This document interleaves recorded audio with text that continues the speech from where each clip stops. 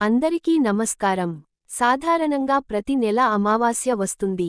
అయితే వైశాఖ అమావాస్య ప్రత్యేకమైన ప్రాముఖ్యతను కలిగి ఉంది. 2026 ఏప్రిల్ 17న వచ్చే వైశాఖ అమావాస్య జ్యోతిష్య, ఆధ్యాత్మిక శాస్త్రాలలో విశిష్ట స్థానాన్ని కలిగి ఉంది. ఈ అమావాస్య శుక్రవారం నాడు రావడం ఒక ప్రత్యేకత.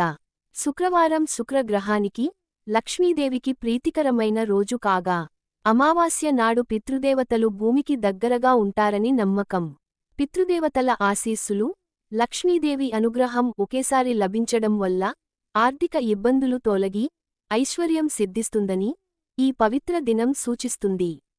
చాలామంది అమావాస్యను అశుభంగా భావించినప్పటికీ, ఆధ్యాత్మిక కోణంలో ఇది పితృదేవతలను స్మరించుకోవడానికి, జీవితంలోని అడ్డంకులను తొలగించుకోవడానికి ఒక మహత్తర అవకాశం.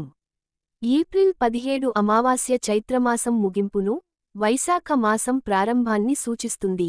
ఇతర అమావాస్యలతో పోలిస్తే వైశాఖ అమావాస్యకు ఎక్కువ పుణ్యఫలం లభిస్తుంది.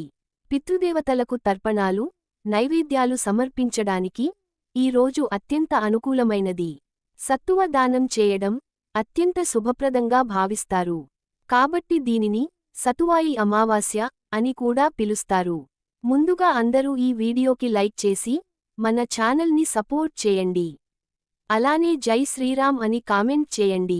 వైశాఖ అమావాస్య 2026 ఏప్రిల్ 16న రాత్రి 8:11 ప్రారంభమై ఏప్రిల్ 17న సాయంత్రం 5:21 ముగుస్తుంది.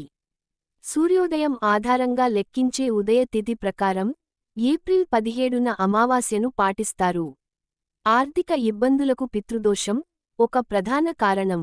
పూర్వీకులకు సరైన రీతిలో తర్పణాలు ఇవ్వకపోవడం వల్ల సంపాదన నిలవదని, అప్పులు పెరుగుతాయని నమ్మకం. ఈ అమావాస్య నాడు ఉదయాన్నే స్నానం చేసి నల్ల నువ్వులతో పితృదేవతలకు తర్పణం ఇవ్వాలి. కాకులకు అన్నం పెట్టడం మర్చిపోకూడదు.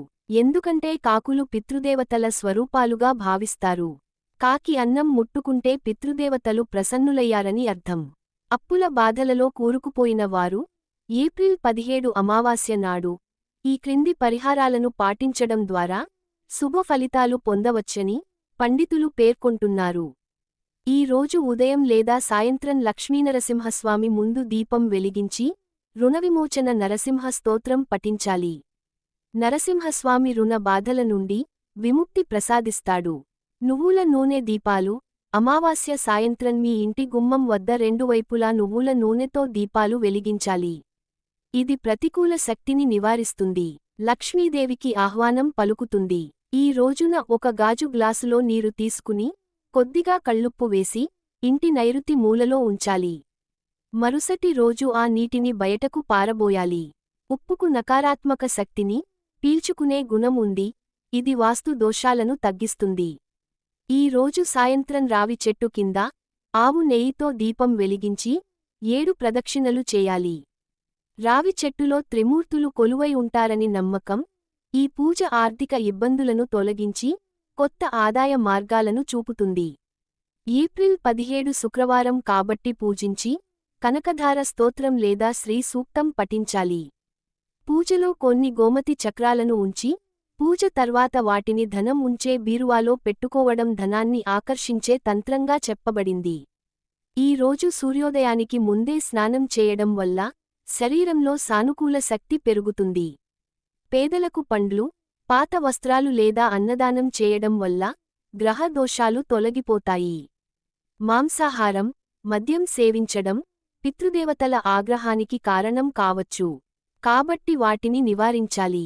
ప్రయాణాలను వీలైనంత వరకు నివారించడం, ఇంట్లో గొడవలు పడకుండా ప్రశాంతంగా ఉండటం శ్రేయస్కరం. ఈ అమావాస్య నాడు చంద్రుని ప్రభావం తక్కువగా ఉండటం వల్ల మానసిక ఉద్వేగాలు పెరిగే అవకాశం ఉంది. ధ్యానం చేయడం వల్ల మనసు అదుపులో ఉంటుంది.